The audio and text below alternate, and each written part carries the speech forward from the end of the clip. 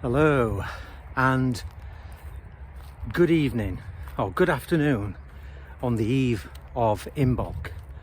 We're in that very kind of energetic place that we were in at the time of Halloween, but the other side of the zodiac as such, in terms of the position of the sun and the celestials, as I call them. My book, Orion's Door, which I put together, I started writing it 4 years ago, and it was published a couple of years ago. I talk about the patterns in terms of the cycles connecting us, humanity, to a very, very fine blueprint, an archetypal blueprint, which is mapped out by not only the planets and in the solar system, but is mapped out by our connection to the zodiac, of course. But one particular hidden part of that is the Orion constellation, which is not officially part of the zodiac. And to draw a parallel with the way in which we understand the concept of things being hidden and things being secret, Orion is symbolic of that hidden secret societies aspect of our consciousness interacting with the archetypes. And I know from my own research that the secret societies, like the Freemasonic structures and you name them, going right back to the Knights of St. John in Malta, they all have this knowledge of Orion, and how Orion relates to this hidden aspect of the psyche, the zodiac, the human archetypal blueprints. And I call it on the book, blueprints for control, only because it is a story, in as much that it's Orion's story interacting with us as humans, but there's more to it than that in terms of the religious symbolism, in terms of the Aboriginal religious symbolism, and why Orion and Taurus, the Pleiades, Aldebaran, and those other stars that are around the Orion constellation within this holographic map of the heavens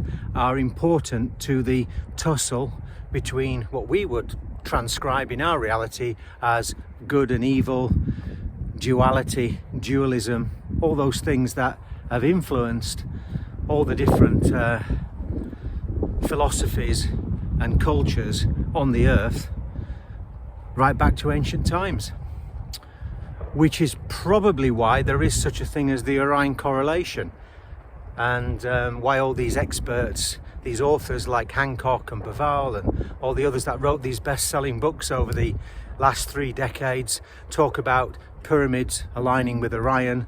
And there's henges, of course, not least the one in the north, in Yorkshire, Thornborough.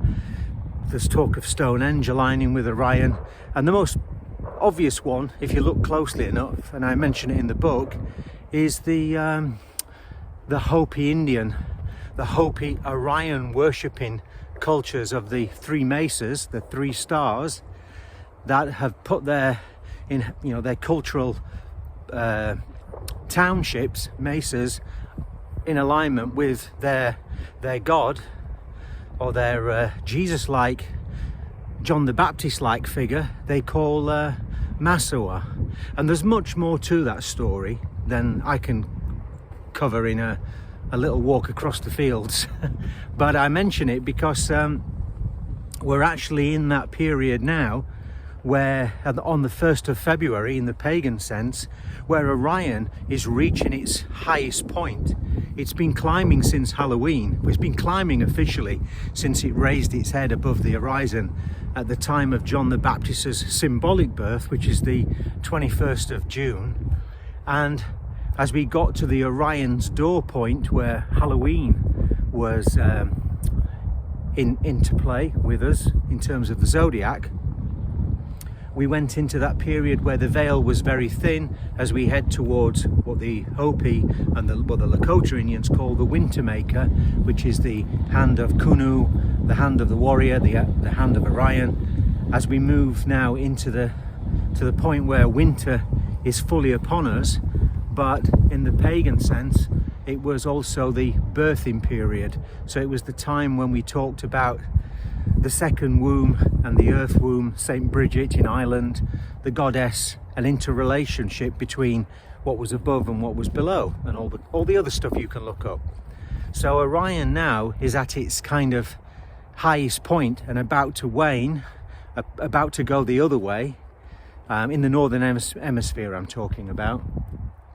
And there will be the death of Osiris, the death of Orion, as we get towards the Easter period, especially around Beltane, when if you look this up you can see for yourself, Orion is one of those constellations on the ecliptic that seems to disappear as it goes into the womb.